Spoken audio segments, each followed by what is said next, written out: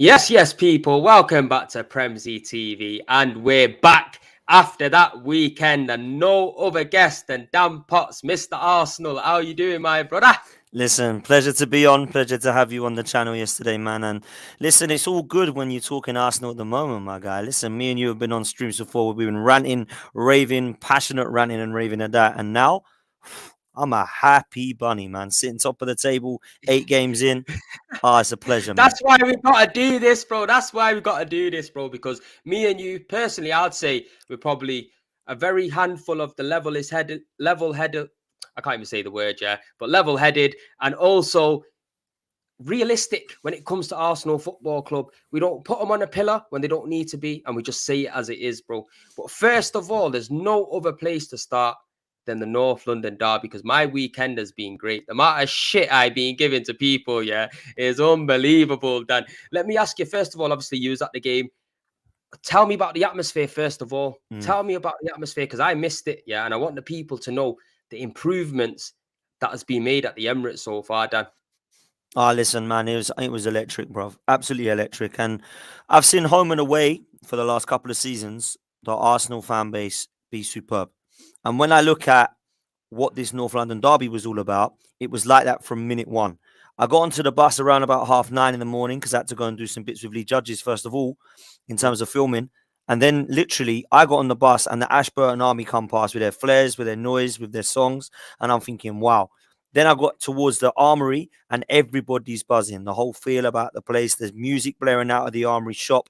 Everyone's excited and we're all buzzing for it. Then I went to the pub and it's one in, one out at 10 o'clock in the morning. That's how Mm. buzzing it was, man. Well, not Absolutely down at the mental. Tollington. Tollington, unreal, right? Unbelievable. So I gets in there and I thought, you know what? This is gram cramped. I'm going to go and take advantage of the buy one, get one free beers or the cheap beers and deals they're doing in the ground. So I went and did that. That was about 11 o'clock, met up with my dad and my mates. And the atmosphere starts going. The singing is unreal. Every single song we have for these players now gets bellowed out. It's fantastic. And then the game starts. And from minute one, everything's buzzing. The Arsenal players are loving it. They're feeling it from the crowd. And I can't lie, the only time it got deflated was around about the probably 20-minute mark, right the way up to around about the 35-minute mark Mm. towards the end of the first half, because Tottenham started to get a little bit on top. Their counter attack was working a little bit better than it was throughout most of the second half. And then, of course, they got that penalty. After Mm. that, whatever Arteta said at half time lifted not just the players, but the crowd again, because we were on form, mate. And at the end of the game, I heard 4 songs come out the tannoys that all relate to our players. The Saliba song, the Tequila song, the Saka and Emil Smith Rowe, and also the Granit Xhaka song, as well as the normal songs they do for the Arsenal when they win the game. And that, for me, is all fans connect with the players, with the manager. And this regime deserve a lot of credit for that, as well as the fan base, of course, which goes without saying, because I haven't seen it rocking like that since probably Highbury days, bro, if I'm honest with you. Not the No, Emirates bro. days. I'm So, telling you now, Dan, when I've been going, yeah, it's been a madness, fam. And you know what? The reason why I wanted to bring this at the forefront, obviously, I know it's not what we're going to be speaking about in depth, but I wanted to give a massive plaudits to the fans because, first of all, bro, if we didn't have this feel good factor around the place, I can guarantee you now for a fact we would not be seeing these results. We are the 12th man, just like your podcast is. Yeah, we are that 12th man. You get me, bro? And I just wanted to put that out there first of all. But now we're obviously touching on to the game, Dan. What a performance from the boys. From the minute get go, heart, desire, passion, silky football, no one letting their heads drop, everybody knowing what to do. And the cohesion in this side, second to none right about now, Dan. What did you take from that game? What if you was to analyze it back now and say, giving me the three best points from that game and performance, what would you say it would be? I mean, I'll touch on Tottenham first because it surprised me in the way that they were so defensively negative at times and they were trying to get that front three working. Their passing was off, mate. There were so many of them players. That's my first point. They were off. Højbjerg and Bentancur, I didn't see enough intensity in their midfield. I saw them walking back for one of the goals that they conceded. I thought Son's passing was shocking. It actually won him a penalty, believe it or not. His bad pass that should have been through to Richarlison to have a chance went too far ahead of him. And then Mm. obviously our poor defending allowed them to come in and get a penalty. So that's the first thing I noticed was I was surprised by it. I wasn't surprised by their team news. I knew Kulusevski was out and I didn't expect Bissouma or Jed Spence to start because for whatever reason, the stubbornness of Conte isn't allowing that at the moment. Or Mm. maybe it is just the fact that he just doesn't see that they're ready. The second thing that surprised me was that we actually allowed from majority of that game the mentality to shift, because we've seen us be naive against tactics like that. We have.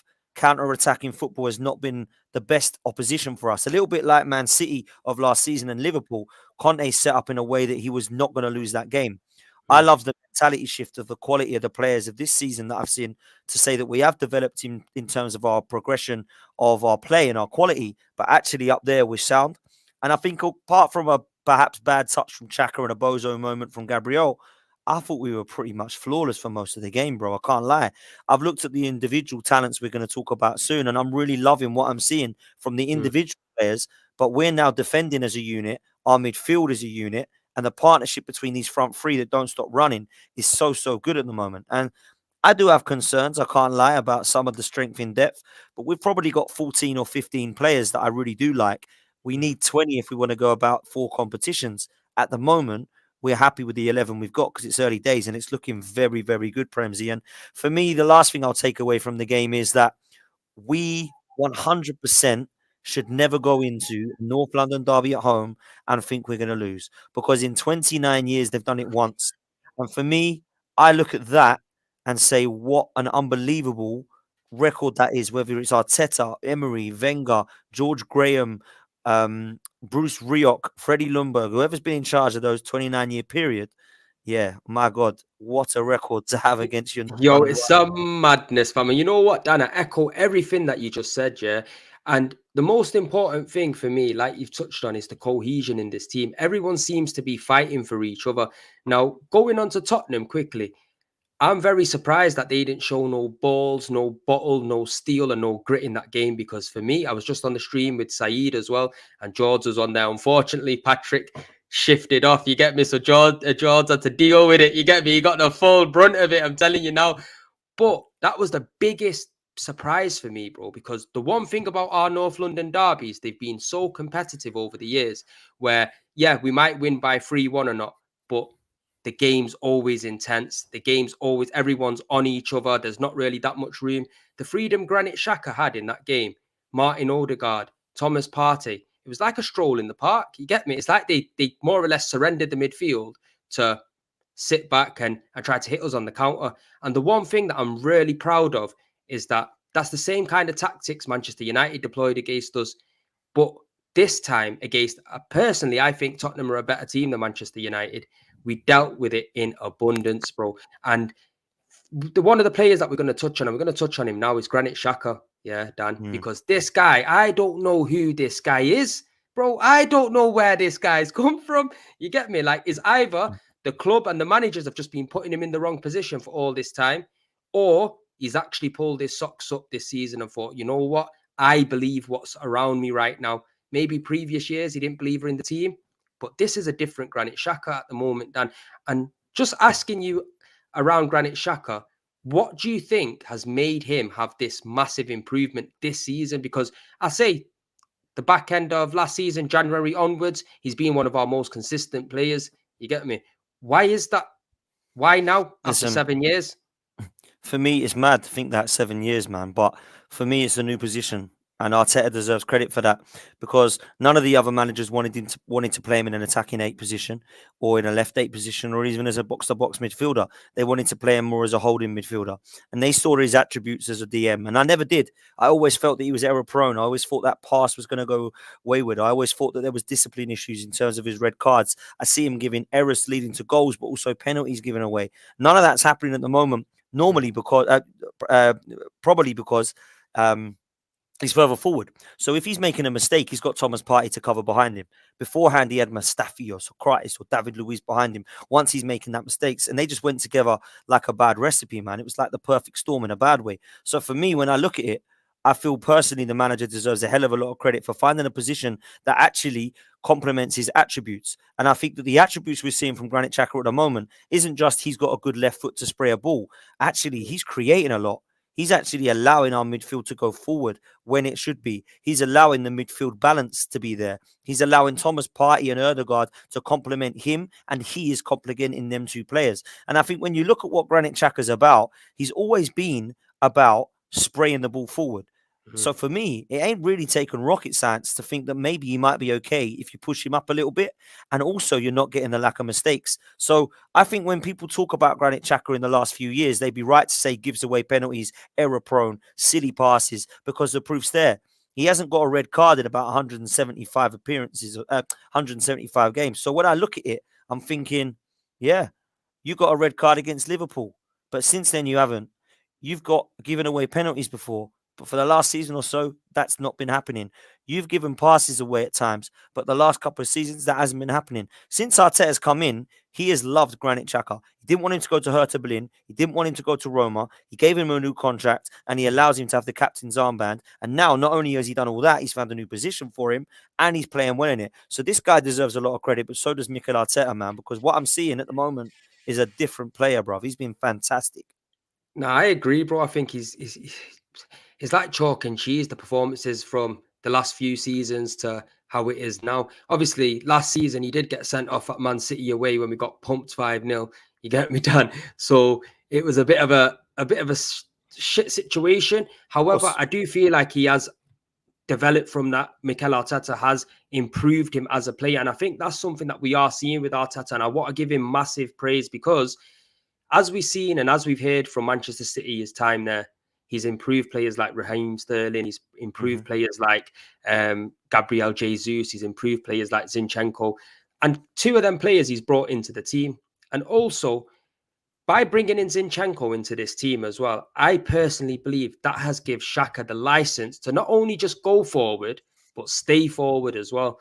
Because we love Kieran Tierney. For me, he's one of my favourite Arsenal players, if not Same. my favourite. Yeah, I love him. Everything he stands for, I love him. But I personally don't think he can play that same role to the same effect as Zinchenko because it's something Zinchenko's been mastering for a long time now. With Kieran Tierney, we know he's a pretty much a traditional fullback, very good at defending, bombing forward, putting the ball in the box, finding the spaces, which to be fair, we need two kind of players like that. But when you see Zinchenko play, it does definitely lift the game of Granit Xhaka because he's now got the reassurance behind him. Not only Thomas Partey is there, but Zinchenko can cover in there for him as well. And I got to give, like I said, is King Buzz said here, Arteta, yeah?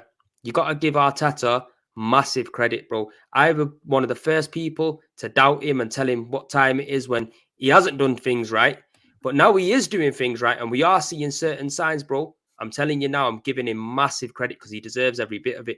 Because in that United game, like I touched on just a little bit earlier on, he made a vital mistake for me in bringing three players on, yeah? And he's rectified that as well. We haven't seen him since that game. Although it's been 2, 3 games, we've not seen him make them rash decisions. And we can appreciate he is learning on the job. Whether me and you think that's right for Arsenal Football Club, he's kind of proving us it might be. It might Mm, be. You get me, bro? Now, another player moving on from Granit Xhaka, William Saliba, bro. This mm, guy, man, the energy that he's brought to this team, the belief in the back line, personally, he's already showing us the the qualities he has at 21 years of age, looking like a unit, bro. Skilling man, putting the ball through Skips' legs. Do you know what I mean? When have we had a centre back that comfortable to do that? And I yeah, man. personally believe he's a massive part of our success this season, bro. Because for many years, we needed somebody to fit alongside Gabriel over the last couple of years who can keep his head, keep his composure, and pick and choose when to go. And I think he's complimenting Gabriel brilliant. You get me? Because Gabriel is a bit of a rash guy. You know what I'm saying? What do you take on William Saliba? Can you see him signing that contract, Dan, with us and staying? Listen, I think all three of them will sign a contract for the pure reason that they're happy and they believe in this project. I think they do. I think the way Saliba was treated, in my opinion, was not horrendously bad, but Mm, certainly, in my opinion, deserved to be playing in the team last year. I've seen enough to know that it weren't 3 years of being on loan that all of a sudden in these 8 games you're great, and then in the last 8 games of last season he would have been dreadful and mm, worse than Holding. So for me, I think you need to look at that and think, yeah, perhaps we did make a mistake not bringing him back last season. Certainly deserved to stay on loan against Nice and St Etienne, in my opinion. And I think that when his family issues happened, it was probably mm. the right decision at that Yeah. time. But last season, for me, I think we needed to look at bringing him back at some point, whether it was at January or towards the end of the season. But for me, bro, this guy is unreal. I mean, 21 years old. I've not seen a centre half like it since Rio Ferdinand came on the scene all those years ago. I think when you look at a ball playing centre half, he's everything you need. He's got great distribution. His pace is there. He's got power. He's got physical presence. He's strong. I think he understands positioning. He's definitely good in the air. He's definitely a good threat from corners. He's definitely good from defending corners. I don't think there's any part of his game that I've seen yet that's been weak. And I think that signing the contract for him means I'm loved here, I'm wanted here, the fans like me, I'm happy to see our future here. It might not be forever. It might be that I end up at PSG or Real Madrid in 5 years' time. But right now, I'm liking what I'm seeing at Arsenal Football Club. And I think he will sign along with Arteta, along with Martinelli. And I think we will keep these guys because, Saka for me, I think will deserve a big contract. I think Martinelli deserves a bigger contract. But he has an option to sign Martinelli. The other two don't. So he's got a contract till 2024 and he can sign it for an extra year. When it comes to Saka and Saliba, yeah, if they don't want to sign any of these players, we are going to have to leave them. And I cannot see that happening. So for me, we have to keep them. We have to sign them up. And Saliba is going to be the player that has the highest ceiling out of all of our talent. Saka, 100. Martinelli, Smith Rowe, this guy's up there. These guys are right with him, but he is, for me, 100% right up Yo, there. if he don't sign after that song we've created for him, yeah, there's a fucking problem, man. mate. I'm telling you now for a fact. And you know what? This is what we got to do. We got to make the players feel loved because when players feel loved, yeah, they want to stay. They want to grind for you. You get me? And the thing with William Saliba, yeah, Dan, you touched on it. Obviously, the passing of his mum. I agree, yeah. At the time, I maybe not thought it was the right decision to do to move him on because I was being selfish and wanted Arsenal to just have the best of the best straight away. But that experience going out on loan, you can clearly see that it's done him the world of good. He's managed to get his head back together because obviously losing your mum's one of the biggest losses you can ever have in your life, bro. And to be around your family and in that environment that you're used to, it can help a man. And we can clearly see right now, Saliba is just on a next level, bro. I'm telling you now. Let me just ask you this, yeah. If Arteta wins the Prem, is he a genius? 110%. If he can win us the Premier League after 18 we'll all hold years, our hands yeah. up. Bro, I'm telling you now, I'll go and wash his car. You get me, fam? I'm telling you now. That's what man's on because I need something like that, yo. But look, we have to tie him down because, like a comment said a little bit earlier on, bro, the likes of Real Madrid, the likes of PSG are going to become knocking. Now, with him being a French as well, international, there's going to be many perks for him to join a team like PSG because they're going to be in the Champions League competing all the time. Whether his head will get swayed by that just yet, I personally feel we've got a contract in him. I think we've got one contract in him before he will move on. Unless Arsenal can start challenging for titles, challenging for Champions Leagues, then we could potentially extend that. Now, what I wanted to move on to, yeah, is obviously Man City and Man United very quickly, because in a second we're going to touch on whether Arsenal can compete for this title. But what a demolition job these Man United got absolutely bent over and spanked. You get me? What did you make of that game, Dan? Well, listen, I think Manchester City with KDB and Haaland could have the league wrapped up by the end of March, bruv. Like, it is that mad. Like, they are that good. And although I don't think Arsenal are going to crumble and, lose 5 or 6 games in a row and all this kind of stuff this season, what I will say is that I don't think it matters what we do, what Chelsea do, what Liverpool do, what Man United, what Spurs, anybody with a brain knows that if Haaland and KDB stay fit, they are winning this league.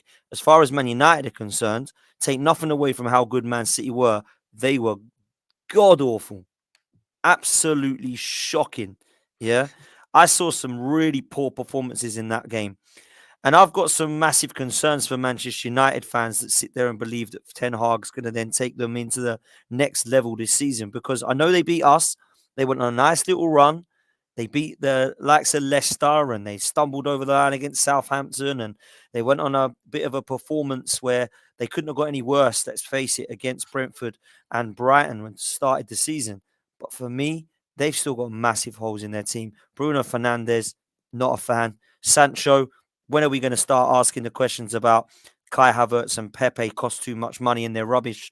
When does this guy get involved with that criticism? because I've not seen anything from him in a Man United shirt.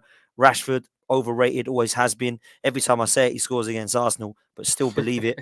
Really overrated player. Scott McTominay in midfield with Ericsson. What ahead of Casemiro? Please keep it going. That's I a don't want to madness, fam. keep going. Keep doing it, Ten Hag. If you're the guy, apparently, keep keeping him on the bench. Then Ronaldo on the bench, top scorer, keep him on the bench. I don't understand it. And defensively, Big Steve says that is the worst butcher since Pat Butcher from EastEnders. I don't understand how this guy's getting so much credit. I mean, like, the guy's been okay, but Man United fans will tell you he's the next Beckenbauer when you speak to him. So I don't know, man. Varane hasn't impressed me at Man United. I think he's a great defender over the years. Not been great. Dallo, don't get it. Don't get it at all. Malacia, I think, is a good left back. And De Gea's got a clanger in him. So I don't go through any of that side and go, wow. Anthony's come onto the scene and so is Ericsson, two of their better players. But they have to take that L massively, Man United, because they got an absolute battering and a hammering. And the thing that makes me laugh, lastly, Premzy, is their fans, bro. Like, I think we might beat Man City here. I don't understand why people are giving us no chance. Man, they've got no chance, like zero chance of getting anything from that game. And they all believed it going into this game. I see Saeed going, it's not going to happen this time. I'm not going to get clipped up. Saeed, come on, man. Honestly, man, you are going to get clipped up if you say stuff like With that. these, man, yeah, what it is, I think because they've had a good record at the Etihad in recent years, even though it hasn't meant anything for Man City because they more or less wrapped up the league by then, you get me, is give them some false hope because this Erling Haaland kid, yeah, he looks like he's from a different planet, bro. I'm Unreal, telling bro. you. Look, Unreal. big up Kish in the cut, yeah. He's trying to tell us City bent United over like United bent Arsenal over. This is my dog, yeah. I'm on the phone to him every day talking Arsenal and United, yeah. Let me tell you now, yeah. All I know is we're at top of the table right now, bro. You get me? And I don't know where yous are down there. You get me? That's all I want to say. But when it comes to Man City, bro, the level that they're at, we haven't even seen them play the best football yet this season. Because personally, up until the Manchester derby, I think Arsenal has been playing a better football than Man City, a lot more fluent. Agreed. I feel like, Gabriel Jesus, Zinchenko, certain players going out their team, certain players coming in. Haaland has to get used to the style of play. And I believe against United, he had probably the most touches he's ever did having any football match. So you clearly see Pep's tactics are rubbing off on him. But if this guy just keeps getting 20 chances a game, bro, what is he going to be doing to man, bro? Like, I heard Rio Ferdinand say on 5 that he hasn't seen a man come into this league and make everyone shit their knickers, yeah, like Erling Haaland has done, bro. What is he on? Facts. 14 goals in 8 games, bro? That is a madness. You get me? I started a FIFA 23 career, yeah, yesterday, bro. I managed to score 42 goals, broke the record in 11 games. You know what I mean? I'm feeling like Erling Haaland. But putting all the joking aside, Dan, yeah, this guy's like a demolition man. I'm telling you now for a Bro, fact, yeah. And when we play him, bro, I want to see it's what William facts, man. Saliba can do. I was just going to say, let's have a look at what Saliba could do to Haaland, but I don't think it's going to be pretty because there's no one, unless you take him out, you can't do nothing. There's 3 things I want to say about Erling Haaland, right? First of all, I love him. Everything about him. When they signed him, I was like, done. League sewn up, done now. Not ball kicked. Man City, 100%. The other thing I'll say is KDB, what a player. What a talent. Gotta take your hat People off to talk him. about, people talk about, Vieira, Scholes, Keane, Gerrard, Lampard, Yaya Toure. KDB is right up there, if not better than a lot of them. For me, the guy is a machine when it comes to assisting goals. Unbelievable set pieces, unbelievable passing ability, great crossing, great through balls. He sees everything a move Yeah, his ahead. The vision's mad. vision is exceptional. And he deserves a lot of credit. Foden deserves a lot of credit. This Man City side deserves a lot of credit. But Haaland, yeah, he might need service. And people will say Messi and Ronaldo don't. Fair play. Messi and Ronaldo are 2 of the best and probably will be. When I look at what Erling Haaland can do, there's 3 things that he can do, right? First of all, he needs 9 more goals and he can equal last season's golden boot. And we're 8 games in.